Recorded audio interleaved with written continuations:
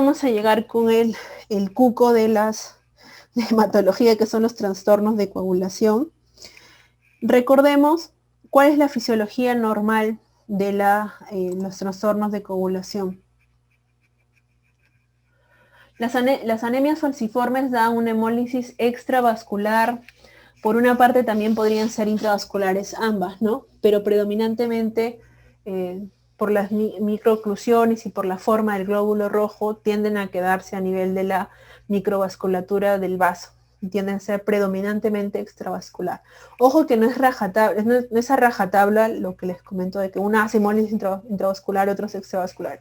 Algunos pueden tener más características extravasculares y otros algunas características más intravasculares. ¿Ok? Muy bien. Entonces les decía, en cuanto a trastornos de la coagulación, recordamos dos cositas. Primero, la hemostasia primaria. Vamos a ir primero por esta diapositiva. En cuanto a la hemostasia primaria, recordemos, nosotros tenemos una lesión a nivel endotelial. Imaginemos nuestro endotelio. Nuestro endotelio, por alguna razón, se ha visto cercenado. Entonces, la primera respuesta de nuestro cuerpo es hacer una hemostasia primaria. La hemostasia primaria lo que hace es formar un tapón blanco rápido, producido por plaquetas. Inicialmente hay una vasoconstricción, eso se le llama fase vascular, y luego ya una fase plaquetaria, en donde las plaquetas primero se adhieren al endotelio, luego estas mismas se activan, las plaquetas se van a activar, y finalmente una tras otra se van a ir agregando. ¿Ok? Hasta ahí nada difícil. Esa es la hemostasia primaria. La cuestión es formar un tapón blanco plaquetario para interinamente manejar el sangrado in situ. ¿Okay? Recordemos, asimismo, esta figura, recordemos de que cuando hay una lesión a nivel del endotelio, para que la plaqueta se pueda unir al endotelio, tiene un pegamento. El pegamento se llama factor de von Willebrand. ¿Ok? Asimismo, para que una plaqueta se pueda unir a este factor von Willebrand, ellos tienen unas glucoproteínas, unos receptores de glucoproteínas que se llaman glucoproteínas 1B. Y para que una plaqueta se una a otra plaqueta, tienen otros receptores que se llaman glucoproteínas 2B3A. ¿Ok? Cuando nosotros no tenemos factor de von Willebrand, la enfermedad se llama enfermedad de von Willebrand. Cuando nosotros no tenemos glucoproteína 2B, se llama enfermedad de Glassman. Y cuando nosotros no tenemos glicoproteína 1B, se llama Bernard-Sullier. ¿Ok? Entonces, recuerden que también el factor de von Willebrand siempre va a estar acompañando al factor 8, que es su acompañante, su chaperón. ¿Ok? Y recuerden esta imagen, ¿no? Entonces, esto va a servir para la hemostasia primaria. Muy bien. Para la hemostasia secundaria, ¿qué es lo que pasa en la hemostasia secundaria? Una vez de que ya las plaquetas se han activado, se han agregado, el siguiente paso es poder activar la cascada de la coagulación, que ya nos va a dar el coágulo de fibrina que necesitamos, que es el más duro, el más complejo. Entonces, recuerden de que cuando hay una lesión, pues pueden haber dos vías. Esto es netamente para razones pedagógicas, en realidad, estas dos vías, porque ahora ya ha cambiado esto. Uno es la vía intrínseca y la otra es la vía extrínseca.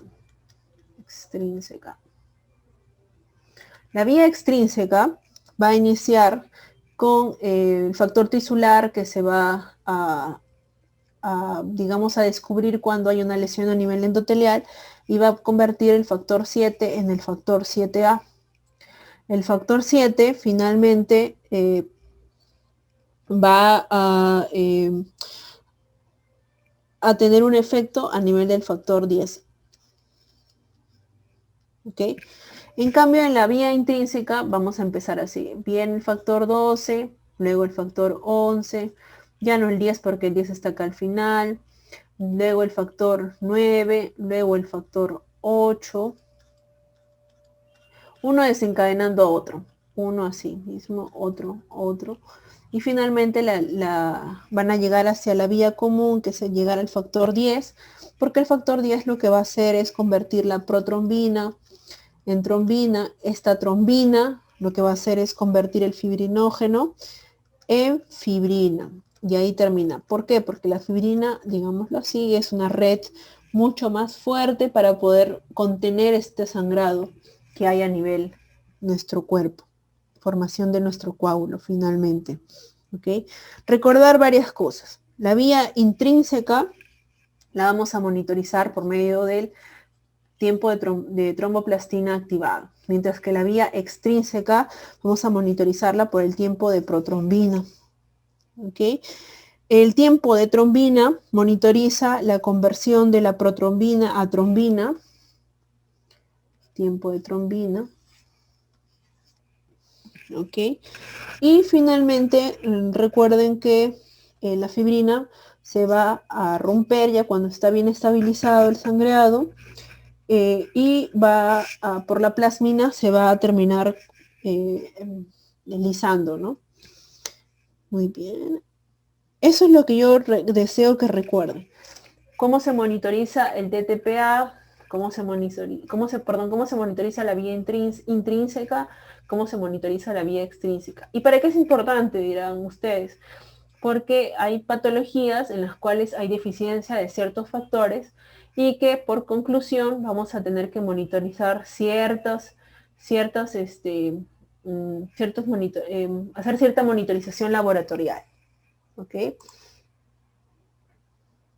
El factor 13 es para la conversión final de fibrina de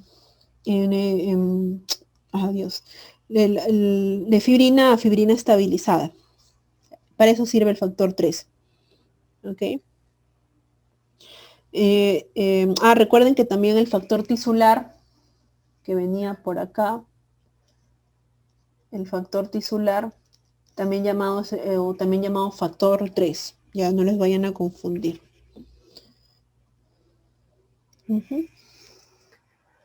Entonces, recuerden que van a haber ciertas patologías. Ya habíamos hablado una rápidamente de von Willebrand. Cuando no hay una formación de von Willebrand, que es el pegamento entre el endotelio y las plaquetas, pues va a haber un sangrado. Recuerden que la enfermedad de von Willebrand es el sangrado más frecuente. Sangrado más frecuente. Es súper frecuente. Este es autosómico dominante. Por lo tanto, va a tener una distribución equitativa entre mujeres y hombres, a diferencia de las hemofilias. ¿Okay? ¿Y cuál es el caso clínico del paciente que viene por una enfermedad de von Willebrand? Casi siempre son en pacientes que son sometidos a procedimientos, incisiones quirúrgicas rápidas, por ejemplo, extracciones dentales, y que después de la extracción dental tienen sangrados, digamos, profusos, que tardan en dejar de sangrar. Inicialmente pueden que tengan equimosis o epistaxis, porque el problema, ya lo veíamos, es a nivel de la hemostasia primaria, porque era el pegamento entre plaquetas. Entonces, cuando hay un problema a nivel de la hemostasia primaria, el sangrado es tipo equimosis, epistaxis. No son tan aparatosos, no como la hemofilia, que son sangrados grandes, enormes, ¿no? El otro caso que les podrían poner son pacientes mujeres que tienen menorragias, pacientes que sangran abundantemente y no les encuentran otra causa, o que hayan tenido un sangrado postparto abundante. ¿Ok? Ese es el típico caso de una enfermedad de von Willebrand. Muy bien. Y en cuanto a los exámenes de laboratorio, típicamente el tiempo de hemorragia, ay, perdón, qué horror. el tiempo de sangrado, tiempo de hemorragia va a estar elevado, porque ese es el que mide la función plaquetaria, digámoslo así, de manera rápida. En cambio, en la hemofilia A y B, el problema es que hay un déficit a nivel del factor 8 o a nivel del factor 9. ¿Y dónde estaban estos factores? En la vía intrínseca. ¿Ok? ¿Y cómo se monitorizaba esto?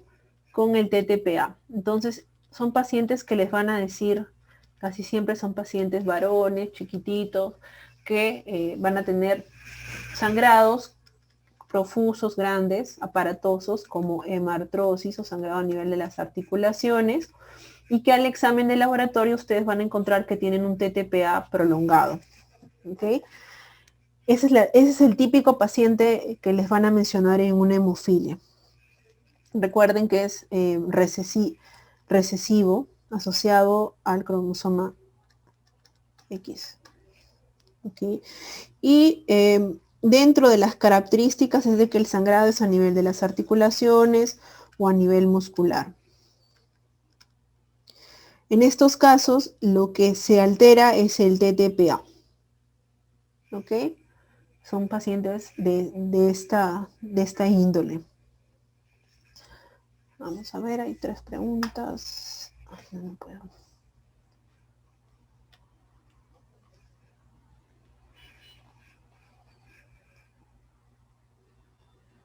A ver, un ratito. Uy, uy, uy. Se quedó.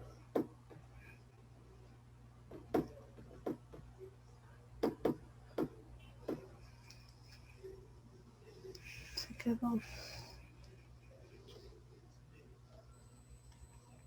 Ya. ¿Cuánto es el valor normal del TTPA y TTP? El del TP, a ver, del TP es de 10 a 14. 10 a 14 segundos. Caramba, 10 a 14 segundos. Y el TTPA es de 25 a 45. Entonces son pacientes que vienen con TTPA 60, 80, 60, en el caso de la hemofilia A o B. ¿Ok? Bien. Y acá no se ve, pero la hemofilia se puede caracterizar por tener tipos de hemofilia. Pueden ver ustedes pacientes que no sangran mucho, o pacientes que sangran mucho según su fenotipo. Son pacientes que sangran poco, es por el nivel del factor que tengan. Por ejemplo, los leves van a tener un factor entre 5 a 40%. Las moderadas van a tener entre 1 a 5% y las severas van a tener un dosaje de menos del 1%. Normalmente nosotros deberíamos tener el dosaje del factor en más del 40%. Obviamente que mientras más severo sea, el sangrado va a ser mucho más rápido, los episodios hemorrágicos van a ser muchos más importantes y mucho más graves, ¿no? Entonces, paciente que tenga hemofilia tienen un TTPA prolongado. Lo que ustedes van a encontrar es que el TP va a estar normal, el nivel de las plaquetas va a ser normal, ¿ok? Entonces lo que tenemos que hacer es sospechar en primera instancia de un hemofílico, paciente o un hemofílico.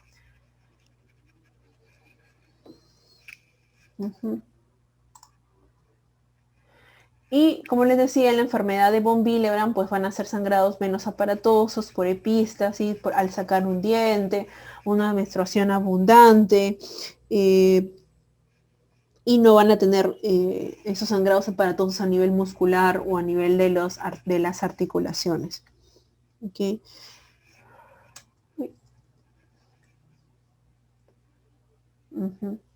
Recuerden también que sangrados a nivel de las encías o sangrados a nivel gingivales o con petequias, con púrpura, está más asociado a trastornos plaquetarios. Sangrados de gran sangrado más bien está asociado a trastornos de los factores de coagulación, como hemartrosis.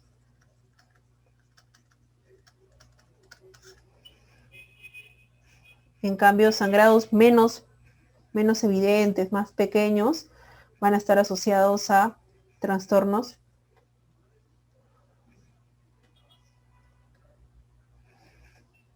plaquetarios. Si hay una disminución de plaquetas, si hay una disminución también de plaquetas, como en el PTI, en la trombocitopenia inmune, lo que nosotros vamos a ver es que el paciente tiene petequias, púrpura, y el nivel de plaquetas va a ser bajísimo. Y va a ser dado en dos tipos de pacientes. En aquellos pacientes que tengan, en dos picos, pacientes que tienen, son jóvenes, son niños, como acá en el dibujito, dos picos. Niños y adultos. ¿Cuál va a ser la diferencia? En los niños casi siempre está asociado a un virus o a un antecedente de una exposición viral. Y son reversibles, es decir, el PTI pasan semanas, se le puede estabilizar de repente con corticoides rápidamente y no son crónicos. En cambio, en los adultos, muchas veces la causa es idiopática, no se logra determinar el por qué, y casi siempre o tienden a la cronicidad. Son pacientes que tienen plaquetopenia de larga data. ¿Okay? Entonces, el típico caso que les van a decir es un paciente joven, niño, que después de una infección viral tiene petequias, púrpura a nivel de los miembros inferiores o sangrado gingival pequeñito, y por lo tanto podemos pensar en un PTI, una trombocitopenia inmune. O en los adultos también les pueden poner pacientes con plaquetas por debajo de 100.000, que también tengan petequias, púrpuras, y que tengan el sangrado que ya les he mencionado, ¿no? En la enfermedad de von Willebrand hay concentrados de von Willebrand y desmopresina que pueden aumentar, la adhesión plaquetaria entre lo poco de von Willebrand que haya y las plaquetas. Entonces desmopresina se le puede dar. Tratamiento en hemofilia es dar el factor que le está faltando, ¿no? El factor 8 o el factor 9. Lo tenemos nosotros en eSalud, presentamos en los factores, ¿ok? Obviamente para un paciente leve se le da de manera profiláctica solamente el factor, pero a pacientes que tienen una hemofilia severa o fenotipo severo se les da pautadamente en un esquema. ¿Ok?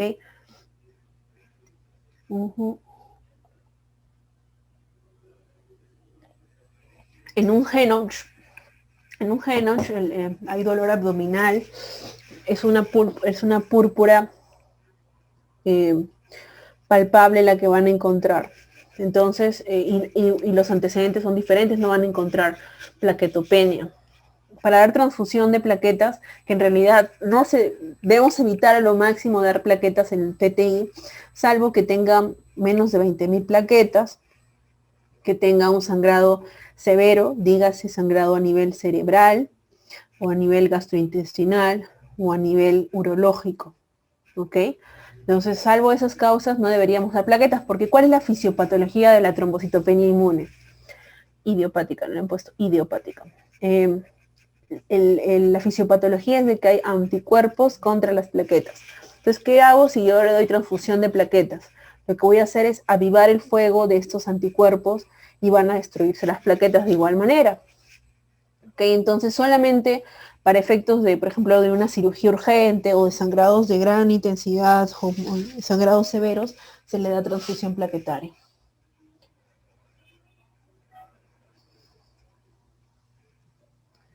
Van hacia la glucoproteína 1B. Aunque en los últimos estudios la fisiopatología de la trombocitopenia inmune ha variado bastante. También hay unas causas celulares, es decir, linfocitos T citotóxicos, que también cumplirían una función a nivel de la fisiopatología. Por eso es muy difícil controlarla. Por eso es que dentro de los diagnósticos, el diagnóstico para hacer una trombocitopenia inmune en realidad es de exclusión, porque hay que determinar que no haya virus, no haya hepatitis B, no haya asociado HIV, ¿no? Entonces hay que descartar ello para poder determinar que la causa sea idiopática y por lo tanto hacer una buena disquisición diagnóstica, ¿no? En adultos la presentación es distinta. En adultos el PTI, recuerden, casi en un 70% idiopático, no logramos descubrir qué es, puede estar asociado inclusive a linfomas, tiende a la cronicidad, es decir, pacientes que tienen más de un año con la trombocitopenia inmune y a pesar del tratamiento que es de primera línea como corticoides, pues tienden a continuar con la trombocitopenia inmune.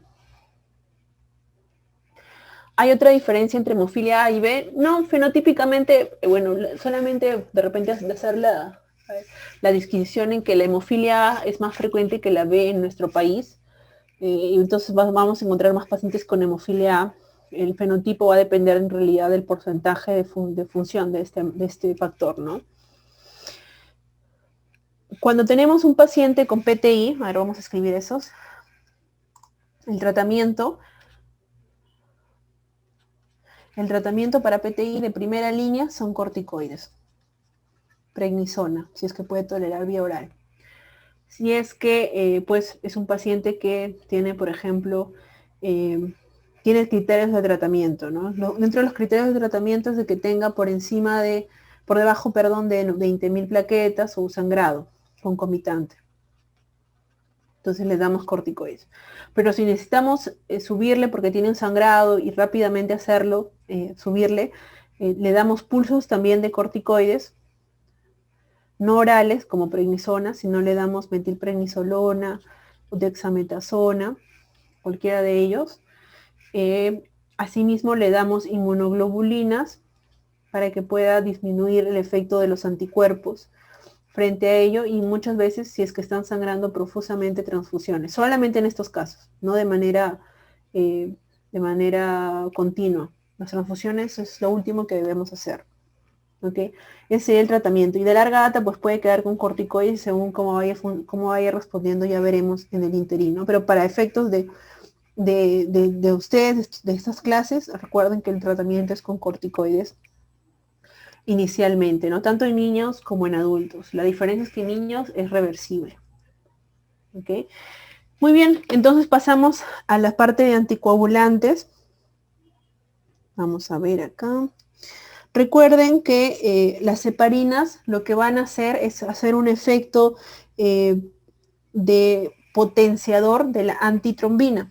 ¿Qué es la antitrombina? Como su mismo nombre lo dice, y si recordamos nuestra cascada de la coagulación, vamos a ver de que en la cascada de coagulación va a haber un cambio de protrombina a trombina. Y esta trombina lo que va a hacer es convertir el fibrinógeno en fibrina para que finalmente se forme el coágulo sólido. Entonces la antitrombina es la que evita todo este proceso.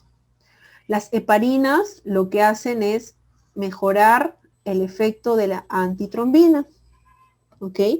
Potenciar el efecto de la antitrombina. Las heparinas hay de dos tipos, las heparinas de bajo peso molecular, las de heparinas no fraccionadas, que es la heparina tal cual, ¿no? Las de bajo peso molecular, entre ellas está la enoxaparina, tan mencionada durante esta pandemia. ¿Okay? Lo que va a hacer la heparina no fraccionada es unirse a la antitrombina, se va a unir a la antitrombina, va a potenciar su efecto, y finalmente la antitrombina se va a unir a la trombina,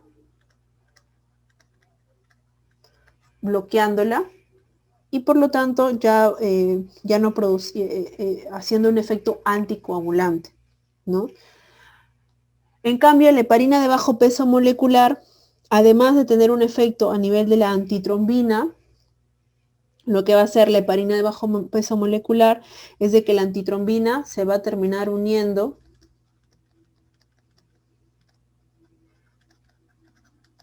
al factor 10A. Y esto va a bloquear toda la cascada de coagulación, porque recordemos que este es el paso final para poder convertir la protrombina en trombina. Entonces va un poquito más arriba el efecto de las heparinas. Ahora, ¿cuál es el antídoto de la heparina? Tenemos un paciente que le ponen a heparina y comienza a sangrar. El tratamiento es con sulfato de protamina. Ese es su antídoto, ¿ok? Va a revertir el efecto de la heparina no fraccionada al 100% y un 60-80% de la heparina de bajo peso molecular, ¿ok? Eso sería en cuanto a las heparinas. Y en cuanto a las warfarinas, y otra forma de monitorizar la heparina no fraccionada es haciendo el dosaje de TTPA, que debería estar por encima de 3 veces el valor normal cuando está realmente anticoagulado. ¿Ok? Entonces, esa es la forma de monitorización, porque lo que hace es ir por la parte de la tanto vía común como a nivel de la protrombina y trombina. ¿Ok? En cambio, la warfarina, ¿qué es lo que hace? Recordemos que hay vitaminas K dependientes. Son vitaminas que se producen a nivel del hígado. Entre ellas está la 2, la 7, la 9 y el factor 10. ¿Ok? Estos normalmente están inactivos a nivel hepático, inactivos. Lo que hace, lo que normalmente se produce es de que hay una carboxilación para que estos puedan activarse y cumplir su función en la cascada de coagulación y formar todo el coágulo. Lo que hace la vitamina K es evitar esta carboxilación, esta gamma carboxilación. Bloquea la warfarina, ¿no? Lo que hace la vitamina K es ayudar a esta carboxilación para activarla. Lo que hace la warfarina es bloquear esta función de la vitamina K. ¿Ok? ¿Me dejé entender? Voy a repetirlo nuevamente. Normalmente los factores de coagulación están inactivos. Para ser activados necesitan una gamma carboxilación. La vitamina K es la que produce esta gamma carboxilación. ¿Okay? Y la warfarina lo que hace es bloquear esta fórmula de la vitamina K. Es decir, ya no hay gamma carboxilación y por lo tanto ya no se puede activar. ¿Y cómo vamos a monitorizarlo? Vamos a monitorizarlo con el tiempo de protrombina. Y si queremos estandarizarlo de manera laboratorial, lo hacemos mediante el índice normalizado, el ratio normalizado internacional o INR, que debería estar entre 2 a 3. ¿Ok? Para que el paciente esté correctamente anticoagulado.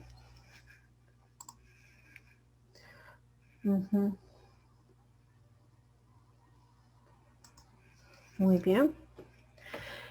Entonces, si es que tenemos una sobredosis de warfarina, ¿cuál sería el agente reversor de esta? La vitamina K. Y podemos dar vitamina K, ¿dónde está? Podemos dar vitamina K de 1 a 10 miligramos. Intravenoso, endovenoso o parenteral. ¿Ok? Recuerden también que en pacientes embarazadas no podemos darle warfarina, por lo que siempre tenemos que dar heparina. ¿Por qué? Porque es teratogénico. ¿Okay? Algún otro dato además es de que el efecto de la heparina es mucho más rápido, por ejemplo. En cambio, para que un paciente esté bien anticoagulado con warfarina, se necesitan de 48 a 72 horas. Y esto es, en realidad debería ser 3 a 5 días. ¿Ok? Entonces, para poder monitorizar y que llegue al estándar de 2 a 3, deberían pasar de 24 a 48 horas para que recién haga efecto. ¿Y eso es por qué? Porque cuando comienza a hacer el efecto de anular la función de la vitamina K, hay algunos factores de la coagulación que van a tener más tiempo de vida media que otros.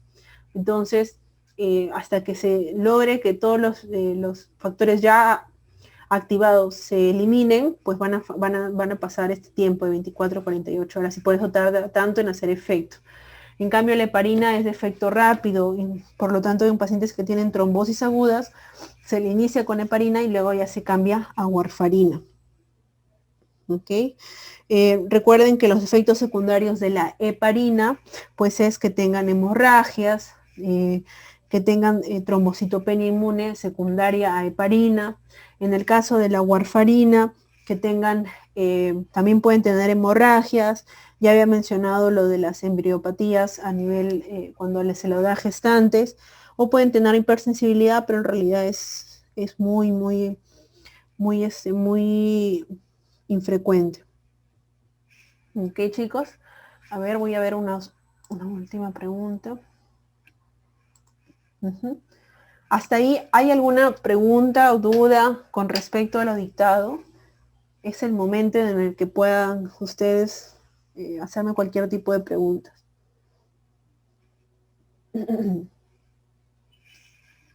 A ver. Si el INR es mayor a 3, podríamos disminuir la dosis. Si es mayor a 10, que tenemos pacientes, le damos vitamina K por el gran riesgo de sangrado que tiene, ¿no? Además que si, por ejemplo, necesita si el INR está por más de 10 y necesita una operación, una cirugía urgente, una apendicectomía, por ejemplo, le tenemos que transfundir plasma porque el plasma tiene factores de coagulación activados, ¿ok? ¿Cómo así? ¿Cómo distinguimos? No le entiendo. Doctora, ¿cómo distinguimos TTPA, TTP? Ya. ¿Para qué casos usaríamos? Ok. Recuerden, TTPA es para el dosaje de heparinas, hacer el seguimiento de heparinas de la vía intrínseca. ¿Ok? TP o tiempo de protrombina es para el seguimiento de la warfarina junto con el INR. ¿Ok? Sí, el INR solamente sirve para ver la warfarina y se utiliza, por ejemplo, en escalas de gastroenterología para determinar el grado de la cirrosis hepática, el INR. No debería ser para riesgo quirúrgico, no debería pedirse a todos por igual. Es un error muy común pedirle INR a pacientes que no están anticoagulados, ¿no? O que no tengan alguna cirrosis, ¿no? Casi el receptor de glucoproteína 1B, recuerden que la plaqueta va a tener una unión, ahí donde está, se va a unir hacia el endotelio, se va a unir al endotelio por medio del factor von Willebrand, ¿ok? Y este es el pegamento. La glicoproteína 2B lo que hace es unir plaqueta con plaqueta, ¿ok? Recuerden, acá es el problema, si es que no existe glicoproteína 1B, es Bernard-Soulier, y si es que hay un problema a nivel de la glicoproteína 2B, sería la enfermedad de Glassman. ¿Ok? A ver, ¿qué otra pregunta?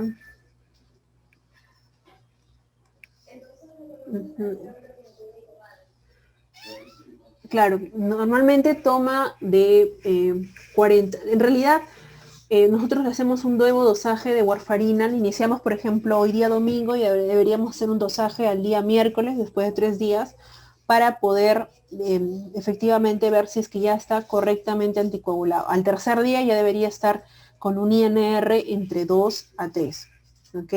Recién, y esto ocurre porque los factores de coagulación tienen un tiempo de vida media que necesitan eliminarse hasta que haga efecto la warfarina en inactivar o en ya no producir la carboxilación de estos factores que les había mencionado.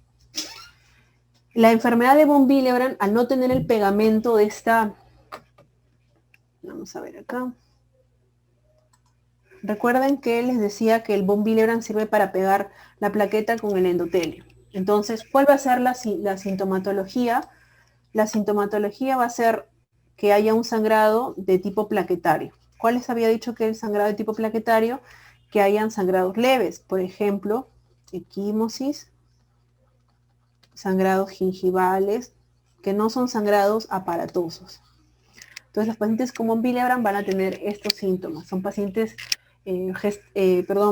post-cesareados o post-parto que tienen sangrados prolongados, que después de una extracción dental tienen sangrados prolongados. Pensar en un von Willebrand en esos casos, ¿ok? Pero también les recordaba de que el von Willebrand tenía una unión al factor 8, Y el factor 8, recuerden que cuando hay un déficit de este o cuando no hay von Willebrand, entonces el factor 8 también está disminuido. Por lo tanto, hay algunos subtipos de von Willebrand que no les va a venir en los exámenes, que tienen sangrados más aparatosos. Pero para efectos de examen, lo que ustedes tienen que recordar son los casos típicos que les he mencionado. ¿Ya? No olvidar eso. Claro, nosotros iniciamos en un paciente con una trombosis venosa profunda, iniciamos enoxaparina y warfarina. La enoxaparina hace efecto rápido y la warfarina recién esperamos al tercer día. Si está el INR entre 2 a 3, es decir, bien anticoagulado, recién ahí suspendemos la enoxaparina y le dejamos solamente warfarina.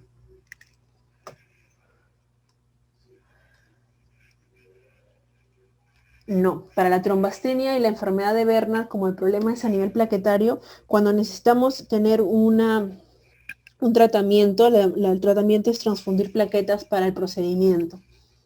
¿Okay? Porque son pacientes que sangran de vez en cuando, no son sangrados aparatosos.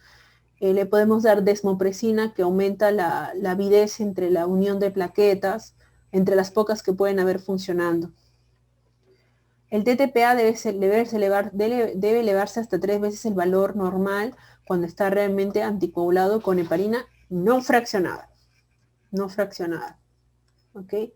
¿Cuál es la talasemia que tiene peor pronóstico? Es aquella que no tiene en el caso de la beta talasemia, que no tendría ninguno de los 4 genes para producir la cadena beta, entonces no hay absolutamente nada de cadena beta. Y el tratamiento estandarizado de enfermedad de von Willebrand es con desmopresina. Hay algunos, así igual que las hemofilias, tenemos algunos productos que tienen von Willebrand dentro de ellas y también lo podríamos dar, que es caro, ¿no? Pero igual se podría dar.